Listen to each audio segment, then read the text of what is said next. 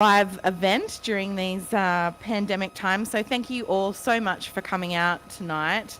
Not just post our awful summer, but in the rain as well, I gather, outside. So thank you so much for coming along. I want to thank our hosts, Verity Lane Market. We love this venue. It's amazing. We've got our own bar upstairs and fabulous food downstairs, so don't forget to partake. I'd like to begin by acknowledging the traditional owners of the land on which we all live and work here in Canberra. It's Ngunnawal and Ngambri country, and it always was and always will be Aboriginal land. And we're here tonight to talk about Allan Behm's book, No Enemies, No Friends. It's available to purchase at the back of the room, just near the bar. And I really recommend that you do so if you haven't already. It's a cracking read. As Melissa Conley-Tyler from the Australia Pacific Development, Diplomacy and Defence Dialogue, that's quite a mouthful, isn't it? She said, if you have an intuition that Australia could improve its foreign and security policy, you will enjoy reading this book. And if you're comfortable with current policy, you need to read this book. Not to agree with all its points, but to grapple with all the questions it poses. I'm certainly not a foreign or security policy wonk, but I found this to be a really gripping read. Made me think quite a lot, and I think especially if, like me, you aren't an expert, it's a really amazing read because we can all sense that sometimes things aren't quite right or how we would wish them to be. But I think this book does a really great job of pinpointing where things have gone wrong and why, and more importantly, how to get them back on track. Our two guests tonight are the book's author, Allan Behm, who is head of the Australia Institute's International and Security Affairs program, and I'm sure known to many of you here tonight. And Allan will be in conversation with Professor Jane Golley, an economist and director of the Australian Centre on China in the World at Australian National University, just across the road. Please welcome them and give them a round of applause.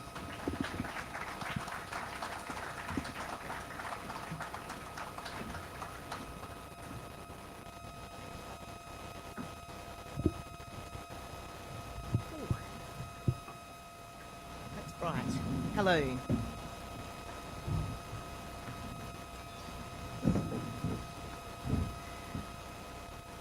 Well, I've got the microphone. Everyone to be second to start talking. You ask the questions. First of all, I'd like to congratulate Allan. It really is a wonderful book, and I'm wondering from the outset how many people... Sorry, I've got someone... Oh, can you hear that well enough? You can all hear?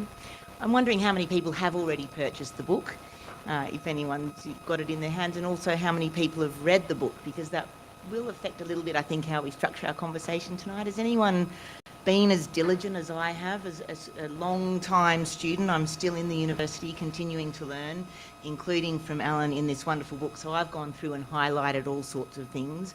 We did both wear matching colours because we knew what the colour of this wonderful book was. They're drinking matching wine too. That's pink. Yeah. And then I went a little bit further and took some blue notes just so that Allan didn't feel too sort of left out. And that is one of many themes that I hope to touch on tonight. In the short time that we've got, we're going to chat, apparently, for about half an hour, although my idea of chatting is more about firing difficult questions at Allan and seeing how he stands up under pressure. But I'm going to do that really sweetly as well. There is a lot to absorb in this book, and I agree very much with Melissa. And I think I'm going to guess that the majority of the people in the room fall into that first category, that having an intuition that Australia could improve its foreign and security policies. And of course, with an election coming up, there might be the capacity to do that, whichever government remains in power beyond that fateful date. I'd just like to kick off actually with the first paragraph of the prologue as a way of sort of getting cracking into this, because I think it gives a sense of just how beautifully Allan writes. It's a really readable book. I took a day and poured through it. I then came back 2 weeks later and re-poured through it because my memory's not what it used to be. But I think this is a pretty nice way to kick things off. In a deeply troubled world, Australia is in deep trouble. Once admired for its egalitarian, energetic and liberal approach to engagement in world affairs, it is now widely seen by peers and critics alike as heartless, hypocritical and mean-spirited. At the beginning of the 20th century, we were at the forefront of universal suffrage, establishing the dignity of work by mandating fair rates of pay, instituting social safety nets that protected those facing hard times, and providing a lifestyle that was the envy of many. Now we are seen as backsliders on critical, indeed existential issues, such as global warming and nuclear disarmament, blind to the deep consequences of the coronavirus pandemic among our nearest neighbours, especially Indonesia, and high-handed in our dealings with the poor and struggling countries of the Pacific. Countries whose respect we once enjoyed regard us as contemptible in our attitude to refugees seeking asylum here, and despicable in our lack of generosity to the millions of people displaced because of wars that we have supported. You can tell this is going to be an uplifting book. He then says what has happened to us, and I just love the way you take that one step further and say, why have we gone from the self-confident bumptiousness of Billy Hughes at Versailles in 1919 and the constructive and engaged participation in global affairs of Everton Spender in the early aftermath of World War II to the bumbling spectator hovering on the edges of other nations' conversations? That is what this book is about. And you do go on to talk, Allan, and I will pass over to you shortly, but about really you're trying to understand not how we've been so cack-handed is the word he uses, and I only take slight offence to that as I reach with my glass to the hand that I use all the time. A very sinister move. I'm wondering if the editor of the book might have been also left-handed because they took out cack-handed from the back and called it instead, how could we be more sure-footed? So many things to talk about. I could obviously sit here and talk about the book all day, but it's not my book launch, it's about Allan. And Allan, to turn to that question, I mean, how have we... No, you don't want to necessarily talk about how have we got it so wrong, but in a sense, how did we get to here, or what is the crux of the book, the postcard version, if it were, for those who haven't yet had a chance to read it? Well, Jane, for quite a long time, I've been trying to deal with the broad question of how we cut a figure internationally, having all of the fabulous assets that we do as a nation, and yet manage to do ourselves in the eye on almost everything we touch. And we have been doing that for virtually all of my career. Am I not close enough to the microphone? Too close? What's the matter? Oh, do I need to be closer? Yeah. It's really foggy. I'm sorry, can you all hear me? Okay. Yeah, sure. I've been trying to grapple with this sort of big question of why it is through the whole of my professional life, which began on the 18th of January 1972, which is just over 50 years ago, to see a spiralling down of Australia internationally.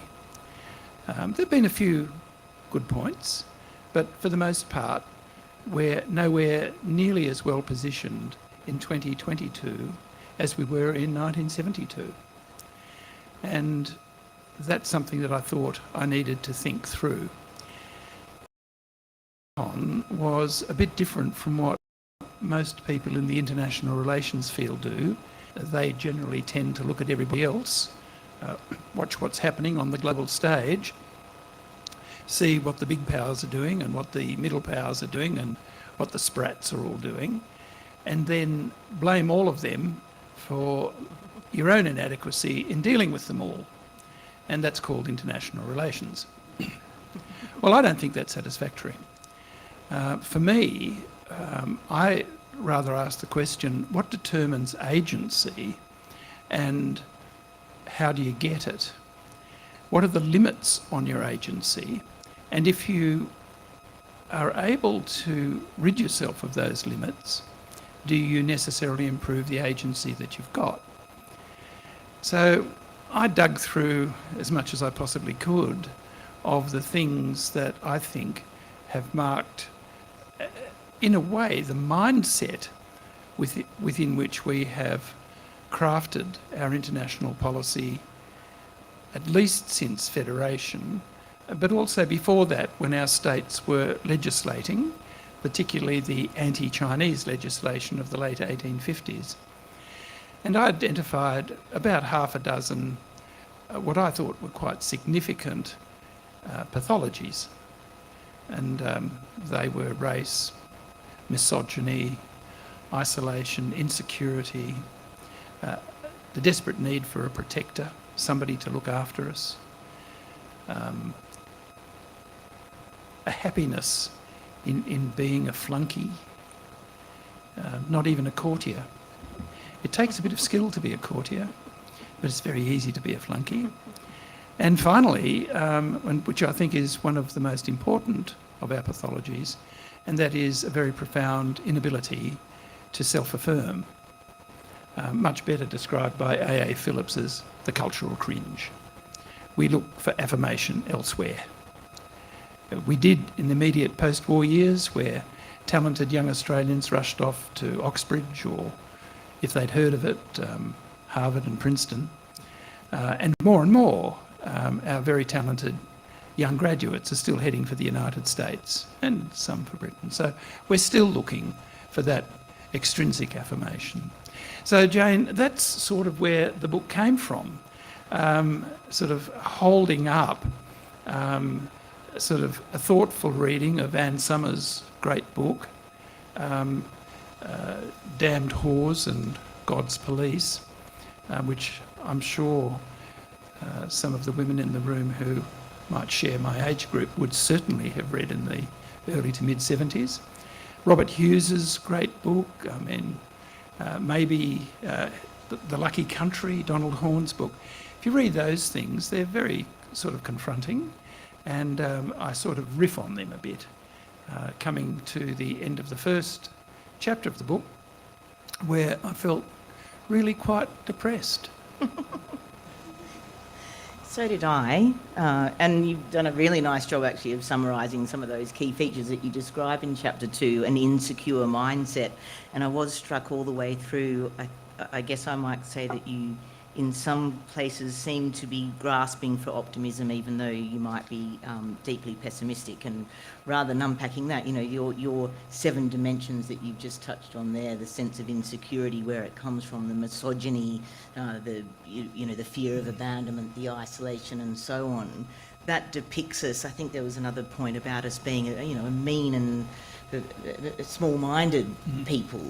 There are indications, for example, with our reducing aid budget over time, just the whole diminution of what's happening in foreign affairs more generally, that we don't care that much about other people, that we're not that kind and sort of thoughtful about things. And yet, when you come to talk about values, and I am flicking to the back of the book, because I think I wondered whether it could have come earlier, although I see why you put it there, a chapter on the national interest, our national interests and values. And at one point you say that our national values are straightforward, and I think they're anything but straightforward. But you do have a set here that we all value a fair go for all, respect and tolerance for the views of others, compassion towards those who are doing it tough, inclusion and the acceptance of diversity.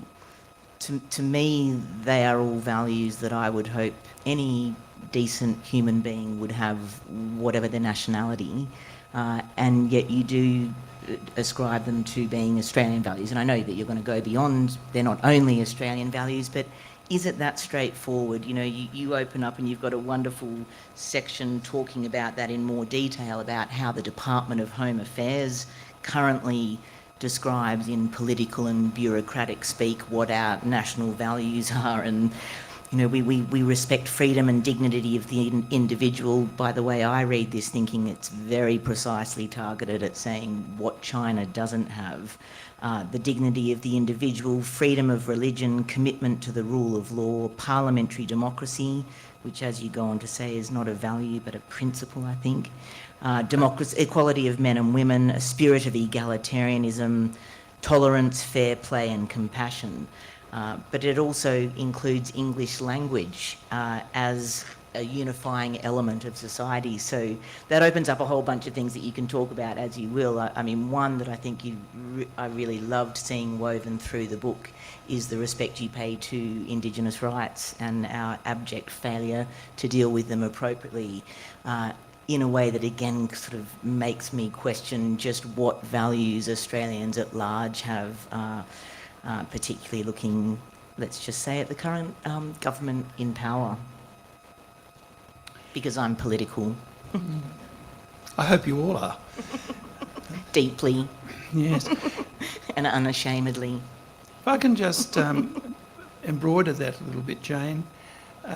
If you were to ask the vast majority of Australians about whether a fair go is a good thing, they say, yeah, fair go is a very good thing. And what about compassion? Oh yeah, that's what we're doing up in Lismore at the moment. I mean, really, are we? But a lot of people think they are. And what about equality between everybody? Oh yeah, that's fair enough. What about Indigenous people? Are they part of that? Oh well, I'm not quite sure about that. But equality amongst the rest of us is okay. And then you can go through the whole list of things that you'll find on the Home Affairs webpage. Because when you go onto the internet and look for Australian values, guess where it takes you? It doesn't take you to a national conversation on what our values might be. It takes you to the webpage of a department which doesn't, to me, demonstrate any values whatsoever. And let's not mince our words. Well, if anybody would like to argue the toss with me on that, I'll have it straight away. I don't think you can have Nauru programs and detention centres and the incarceration for the terms of their natural lives of people without charge and imagine for a moment you've got any of those humanistic values. So, but the reason I say that there is a sense of commonality in a range of fairly straightforward values is because for the most part, the good side of people will sort of gravitate in that general direction. Many of you in the room who've been around the business of public policy will know the old sort of saying, really, that whenever there's a tension between interests and values, interests will always win. And that, of course, is bullshit. It's one of those confected binaries which is designed to make you fall down on one side of the other or the other. If you fall down on the interest side, well, then you're a muscular realist. And if you fall down on the values side, then you're a sad sentimentalist. But the fact of the matter is that the real tensions are between values. The real tensions are between interests. That's where the tensions are. This is not an original thought of mine, I might say. It was beautifully elucidated by Isaiah Berlin, who I think was a marvellous philosopher, back in the 1940s when he wrote a very dense essay on Machiavelli. And I think it's a very powerful insight that he had that, we do have a kind of yin and yang in ourselves. We have a good side to our natures, but we also have a less good side. And those tensions can come out when we're confronted by things that might, at one level, confront one part of our moral sensibility, but at another level, not only will it not confront our moral sensitivity, but we will default to an implicit bias. And that's a natural thing, but when I say that the basic values are fairly straightforward, that's sort of what I mean. The problem, of course, in this particular pudding is that you have to eat it. Well, there's a bigger problem as well, I think, and it is the China issue. I mean, there's lots of other countries we could talk about if we want to think about values, and I am going to go to the human rights topic. You already made the point, and I'm sure most people in this room find what's happened with the asylum seekers absolutely appalling, and I often use it as an example of our hypocrisy, and yet when you look at some of the things that are happening in China, you know, and particularly the Xinjiang issue, I mean, we're going to go into all the tough subjects, and I'm glad I'm the one doing the asking and not the answering. Taiwan, of course, has to come up in the next 10 minutes or so that we've got. But Xinjiang, for many people, does cross some kind of red line, and I think we need to think carefully about where that red line is. I mean, I have conversations almost daily where someone will say, well, there's lots of awful things going on in Vietnam, and they say, yes, but Xinjiang's worse. You know, Xinjiang goes to a new level. We could also be talking about Ukraine, although I think I'm going to save that for the audience. Is there, and do we need, in fact, I've heard someone suggest recently that we need to have in our bureaucracy more moral philosophers and ethicists who actually think really deeply about where these red lines are, or is it an impossible mission to try and identify, you know, which countries we single out for not aligning with those values that we also don't uphold ourselves? Look, we're totally inconsistent, and it's partly because we're toadies. You know, we find it very easy to be a flunky of the United States, and when the United States takes a position on what it claims to be values, then we'll just slip in the slipstream of the United States and go along with that. We are silent in Australia about, well, for the most part, about the rights of Palestinians, for example. We're silent largely in Australia as a large community on what we do domestically with respect to the infringement of personal rights. Not just Indigenous people, whose rights are constantly infringed. I think it's worth having a look at the recent trial of the police officer in the Northern Territory, just to see how seriously the personal and legal rights of an Indigenous 19-year-old were impacted upon in such a deadly way.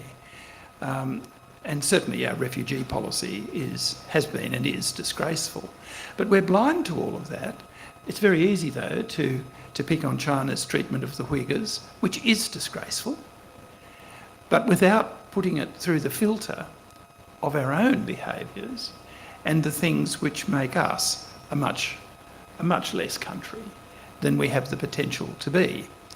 And I think that across the board, so many of the positions that we take are reflex positions taken because we have a fundamental interest of total alignment with the United States, which is a wonderful and great country, but we align with it often for the wrong reasons. And we do that, but in so doing it blinds us to a whole lot of other things that are going on in the world which are as serious as the ones that the United States might have selected for the moment. I mean, I'm very interested in how we think about Taiwan and how we think about Ukraine. I'm equally interested in how we think about Catalonia. I mean, for those of you who've been to Barcelona, you would certainly have noticed a thriving but quite different culture from the Valencian culture that you go and see in Madrid. The Catalans would love to be independent of Spain because they're the engine room of Spain in most respects, I mean, economically. And yet we're never going to get into that game. We're not going to say to anybody, oh yes, we would like to support the Catalans, and you people in Madrid just ought to take account of our views on this, in the same way as we support the independence of Taiwan from China. I mean, can you imagine any Australian government saying that? Can you imagine any European government saying it? And I'm not encouraging them to say it, by the way. That's not my point. My point really is that we are confronted by these issues across the board, but for most of the time, we don't identify them as being strategic issues. And the strategic issues are the ones where you always seek to keep your potential adversary unbalanced. And the Taiwan issue is not about the independence of Taiwan or its democracy. The Taiwan issue is about keeping China unbalanced. Well, we've obviously got a lot more that we could talk about with regard to Taiwan. I might again leave that to some questions, although, and I'm conscious of the time, and I will invite people to start raising their hands perhaps. I mean, I've got questions galore, but I'm certainly hoping to hear tricky questions from the audience as well. I mean, Taiwan is one of, as you put it, the very wicked problems that we face. And I think another wonderful thing about the book is that it's dispersed with echoes of the past. Allan's a wonderful historian, and there is history lesson after history lesson really succinctly told and in an engaging way as well. So I learned a huge amount from it. And, you know, on the Taiwan issue alone, how often is it that actually I think you do still hear people, and you would hear it across the bureaucracy and across the government, who are calling essentially for Taiwan independence, however damaging that might be to Taiwan and China, and therefore the rest of the world as well. I'm not going to take a position on that, but the point that you make, I think, so wonderfully in the chapter that deals with the United States, and this is leading to a big question that, you know, again, you can answer as you will, and it is about whether we have the possibility and the drive, the desire to create a more independent foreign policy that allows us to make our own up our own minds about Taiwan and not simply follow suit with the United States.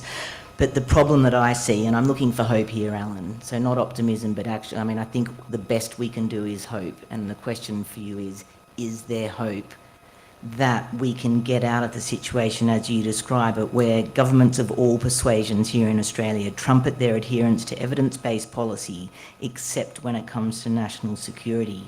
Here, deep-seated anxieties and uncertainties colour the assumptions on which security policy is based, giving it a quality that it is at once doctrinaire, like religious faith, unassailable. I mean, the chapter that you have here is dependence and faith-based policy about the United States, but we also have a kind of faith-based policy, I think, of evolving about China, and it somehow involves a hope that China is not going to be as strong as all of the data seems to suggest it will be in the future, and that we're not going to need to debate that. But the point that you say here is contestability is limited to the margins.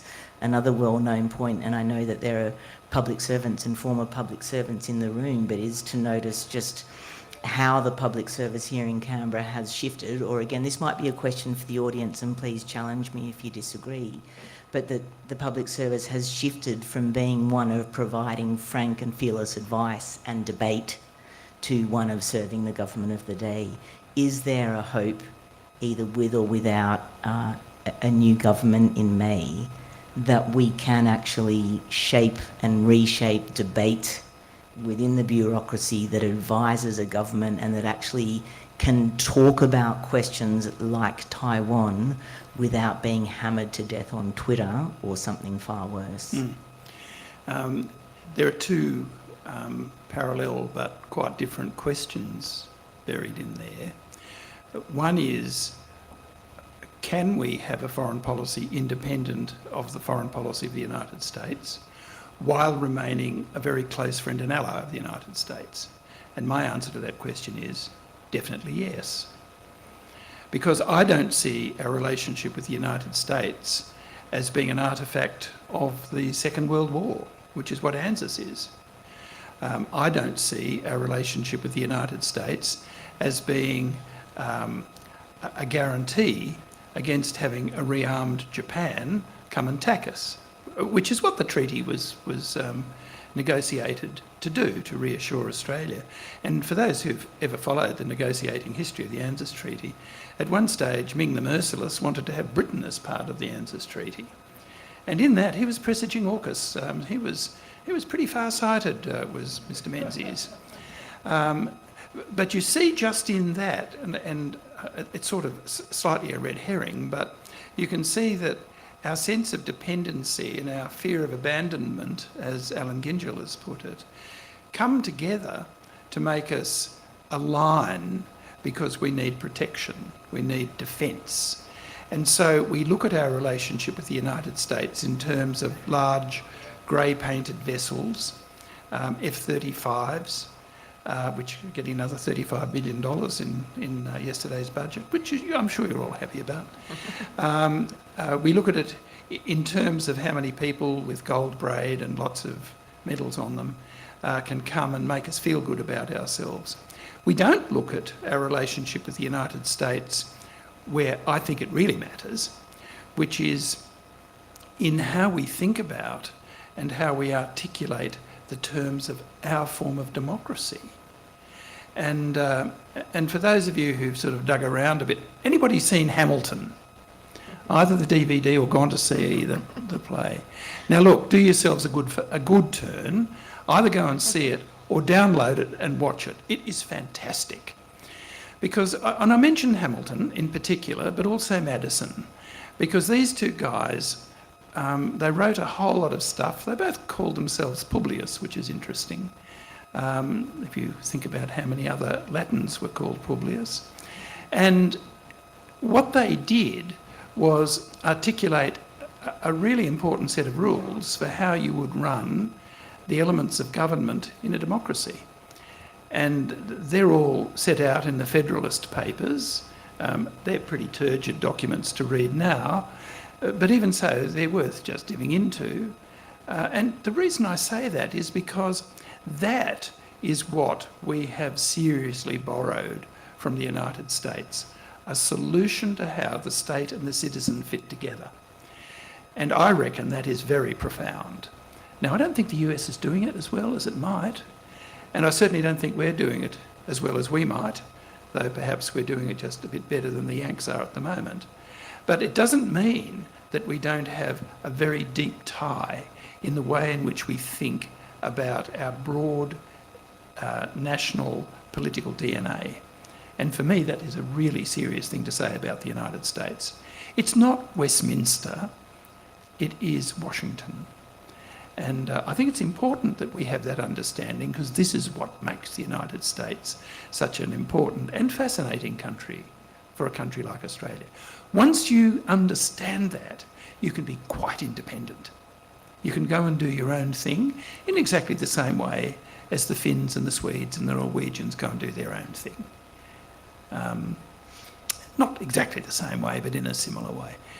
Now, the other question, though, Jane, is... I made it easy. Yeah, what about independence as it relates to how we have evidence-based policy? That's a very hard question, because the Prime Minister made it clear a couple of years ago, just before Christmas, that the role of the public service is to do what it's told. We'll make the policy, thank you very much, and the public service can just go and do it. Now, that's a long way from the principles that came out of the Coombs Royal Commission, for example, in Whitlam's time, where a critical role of the public service was to advise. And, might I add, it is written into the legislation. I mean, Morrison, I think, would be about as familiar with the legislation as he appears to be with hoses. But the point I'm making is an important one, because in Section 56 of the Public Service Act, it very clearly states that the Secretary, and by the Secretary the Act implies the whole of the department which works for the Secretary, is the Minister's principal policy advisor. That's what it says.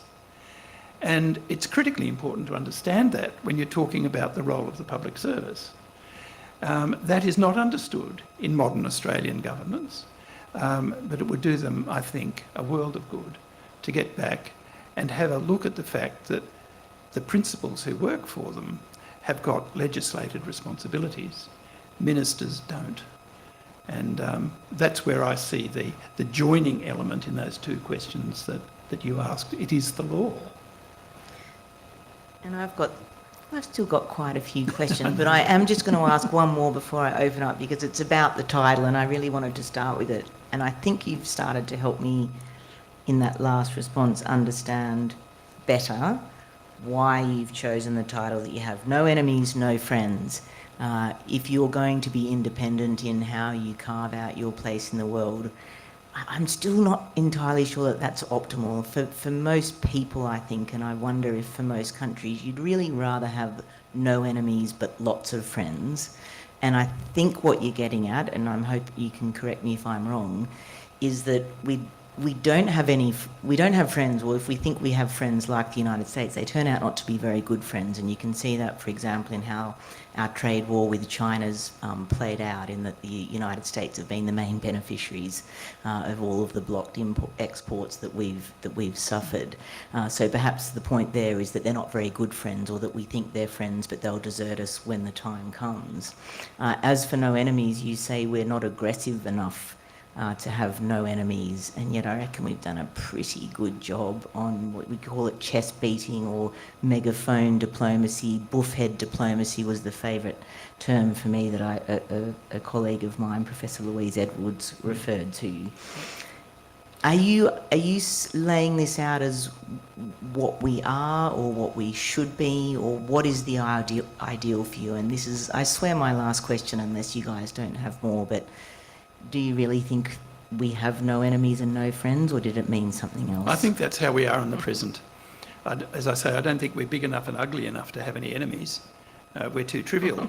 Pretty ugly. Oh, yes, but I mean ugly in the sense that, you just get dismissed.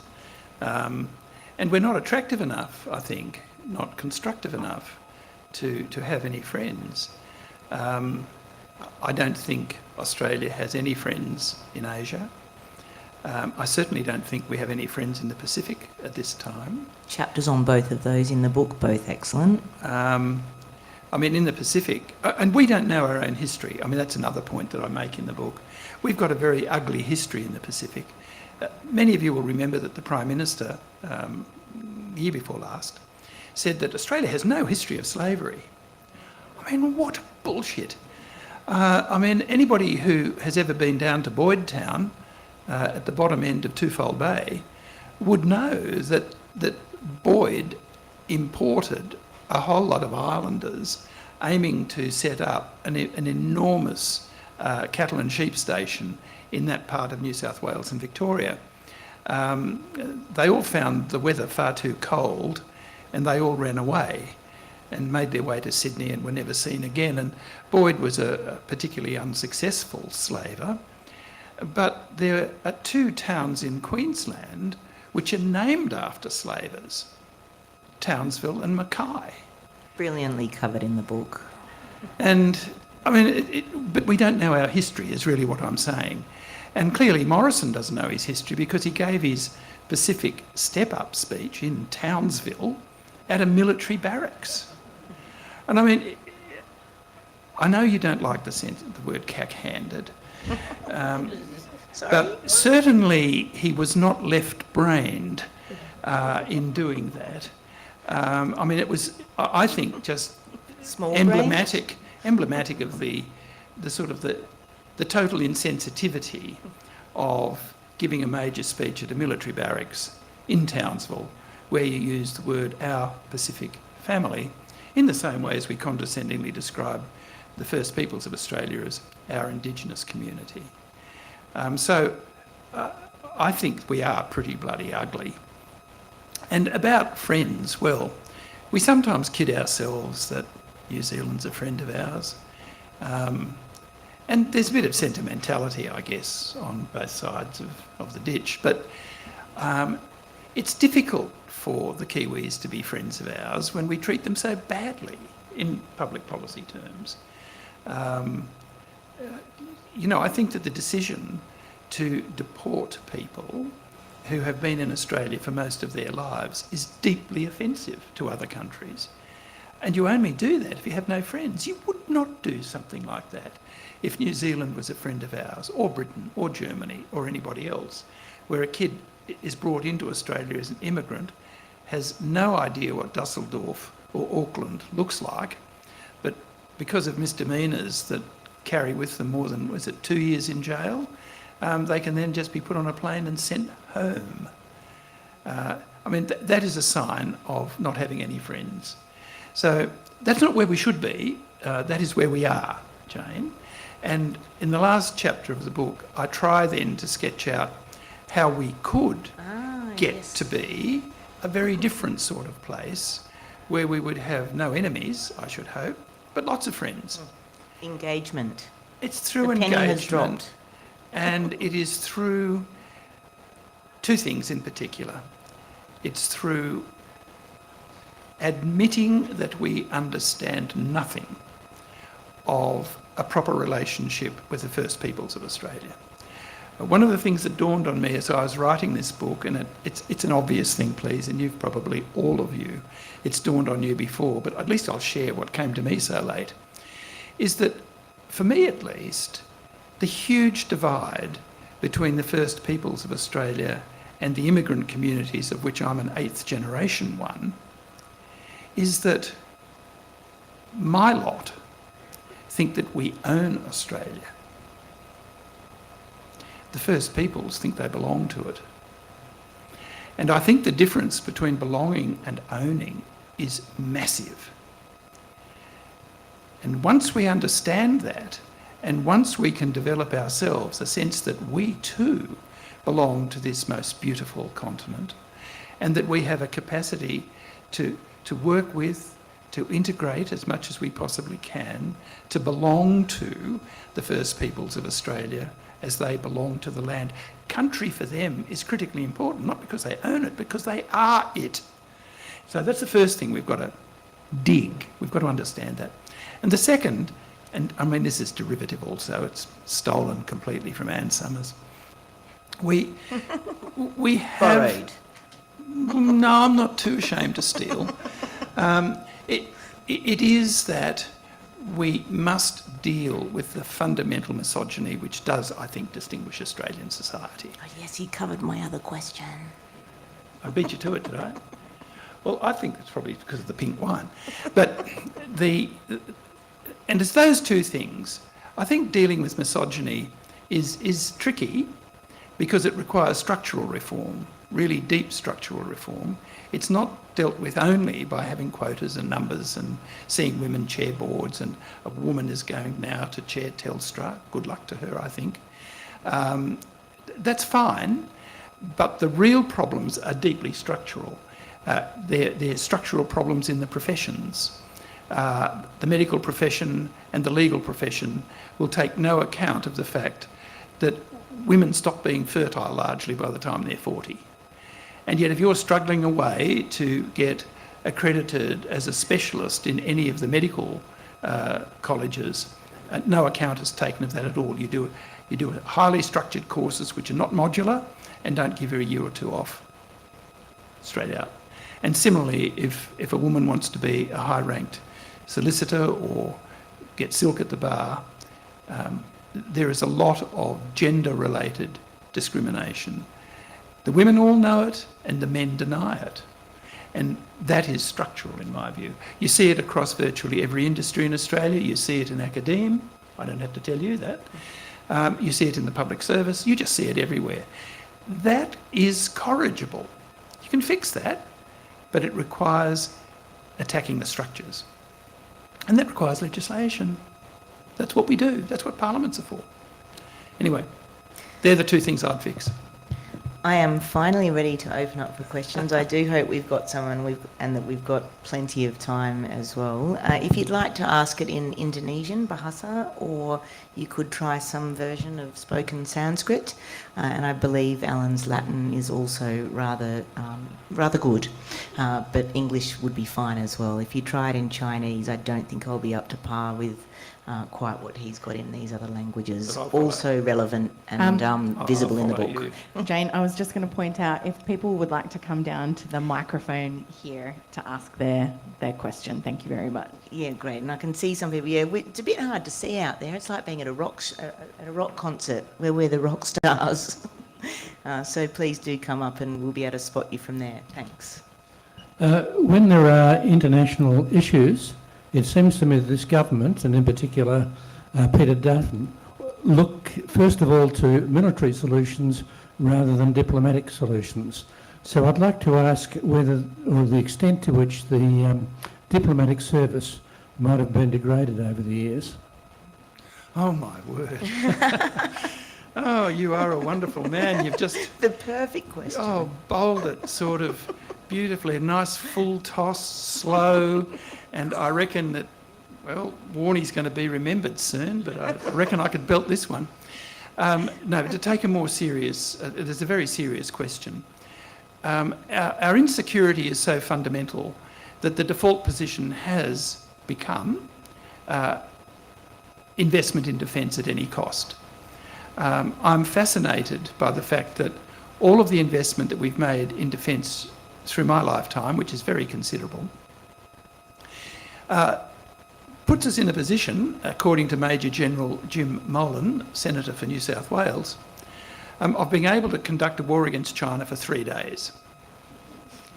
And I noted recently, and I'm sure you all did, that there was a major opinion piece in The Australian which argued for the doubling of our defence vote.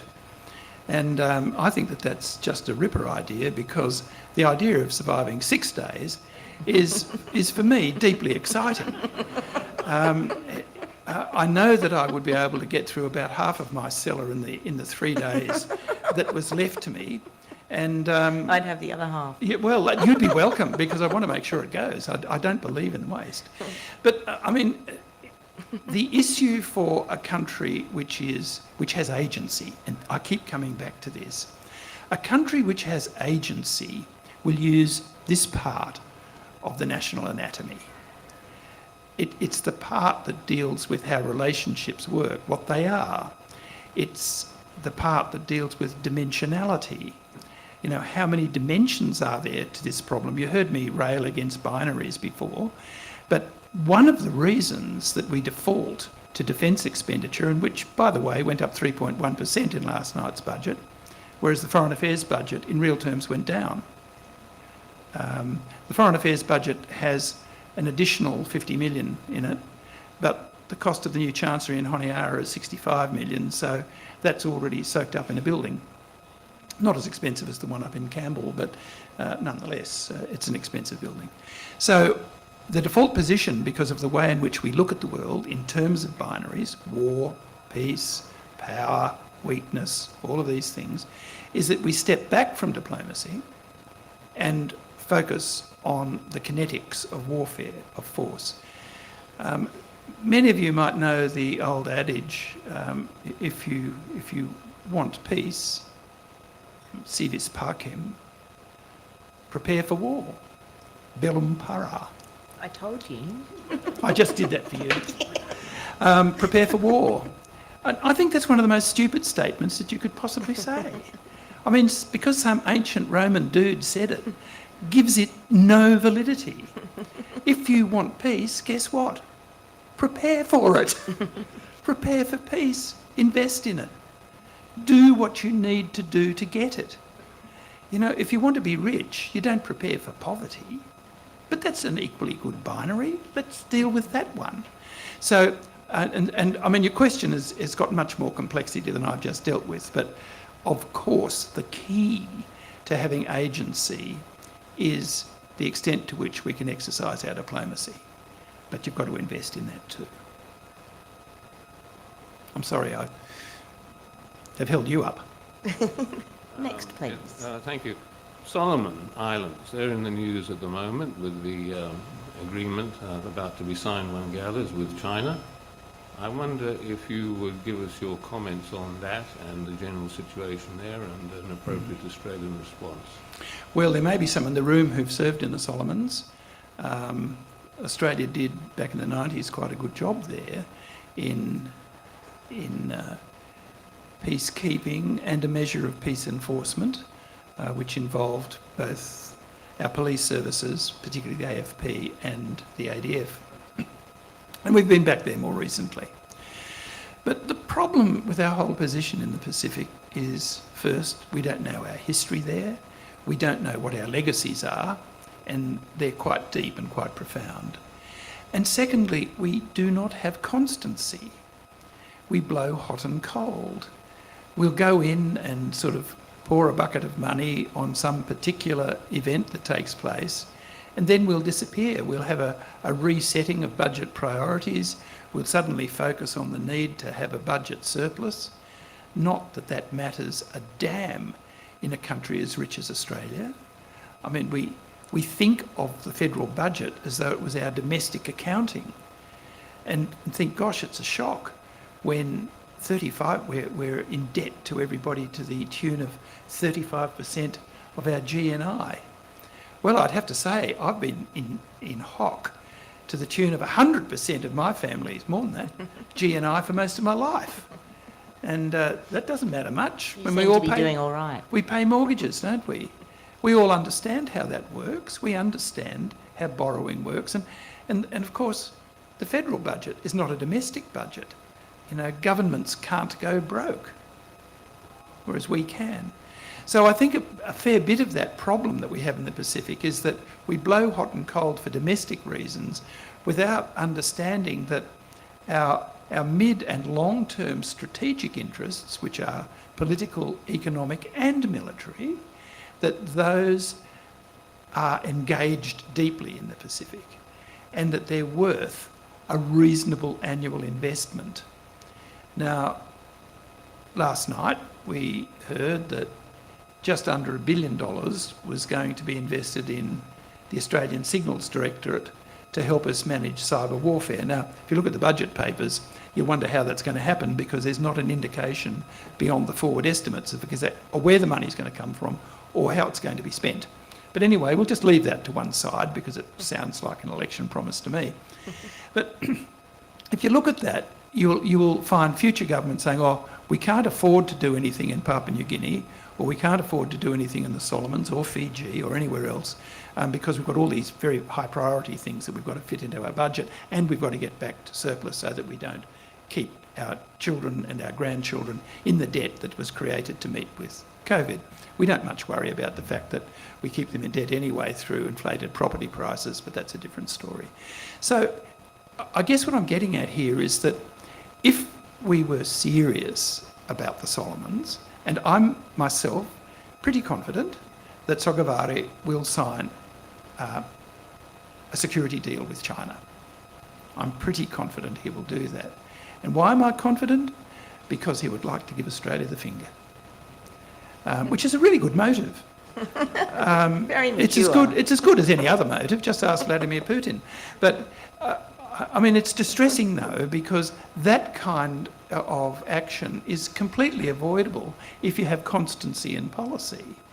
And I think that the problem here is that we don't have constancy in policy and we treat the Pacific abominably, generally speaking. On that bright note, we've got one more question.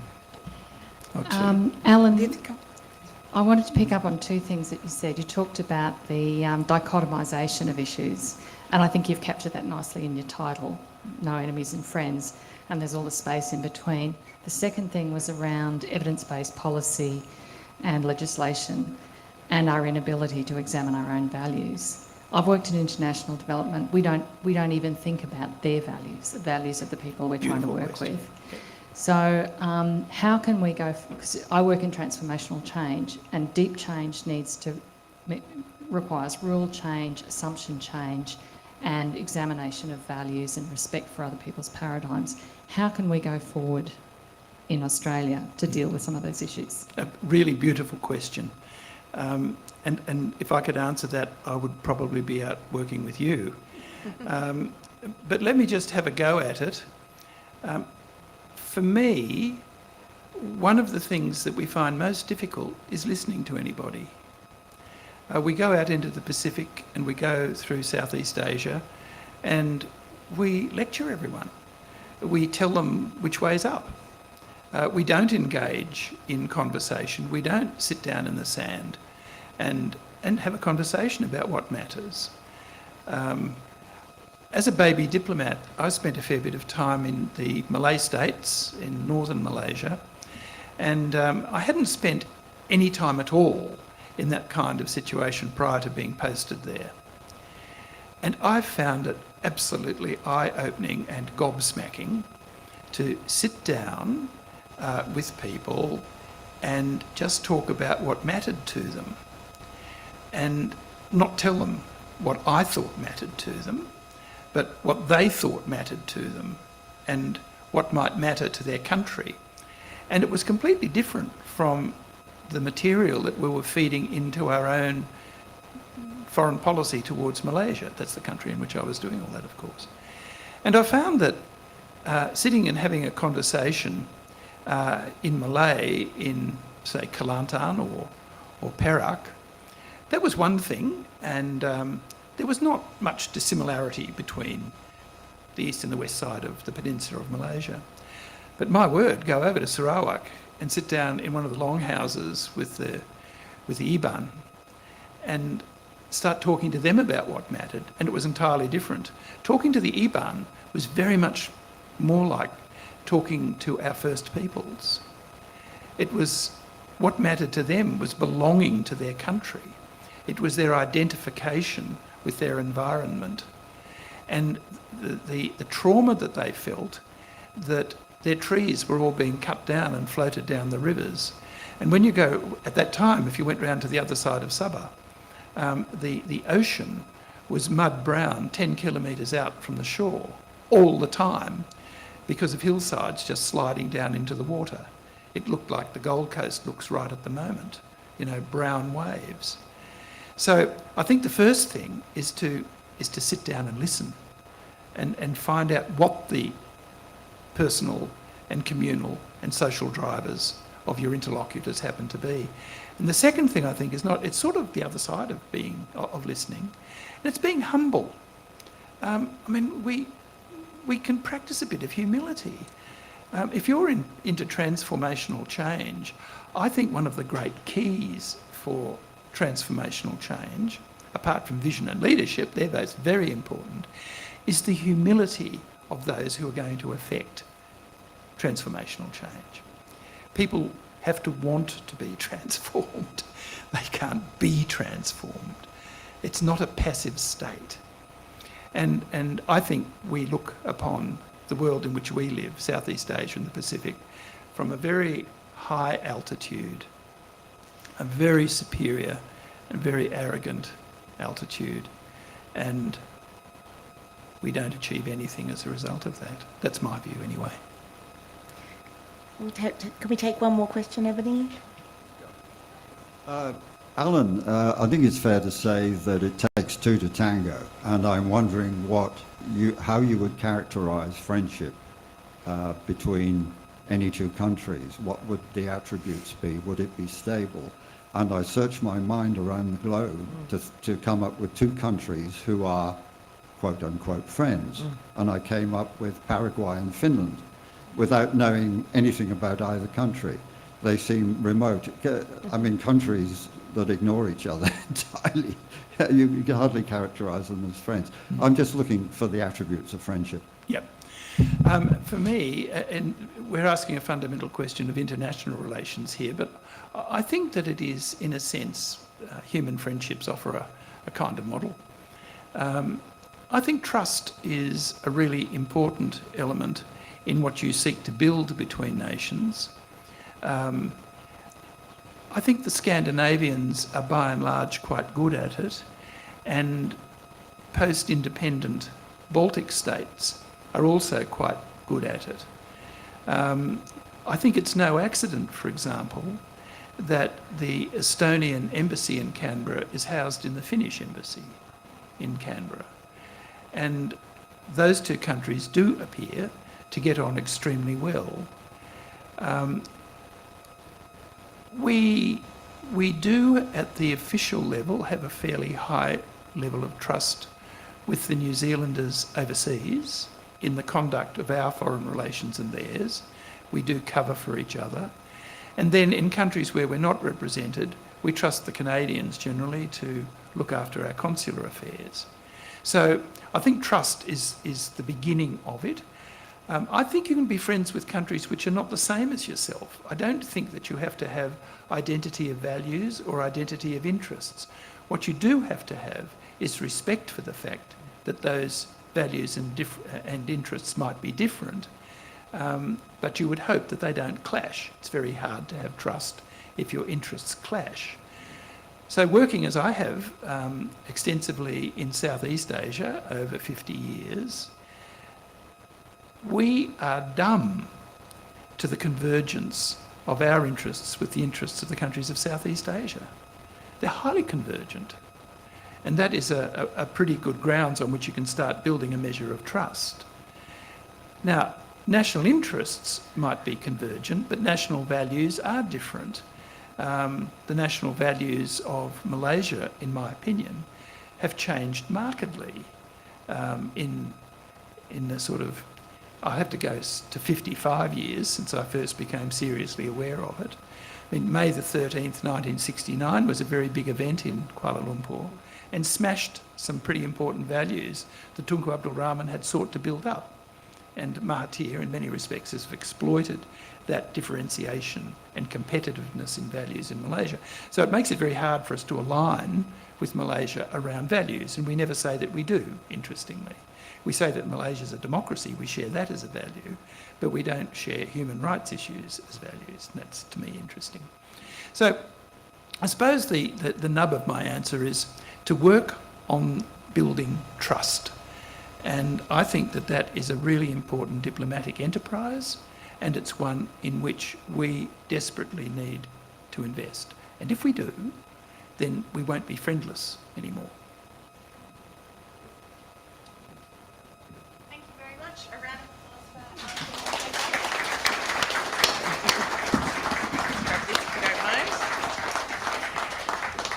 Thank you so much. Allan, if you might want to make your way down to the back to sign books for people eventually, that would be wonderful. But thank you all for coming out tonight. We really appreciate you coming. Thank you so much to our host, Jane.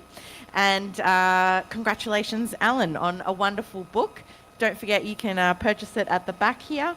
And also don't forget to subscribe to the Australia Institute's Follow the Money podcast, which you can find wherever you normally listen to podcasts, and check out our webinar series as well. A few weeks back, Allan and I talked about his book as well, so you should be able to find that recording there. Tomorrow we'll be chatting to our team of economists to unpack the budget, although we got stuck into a few elements of it here tonight.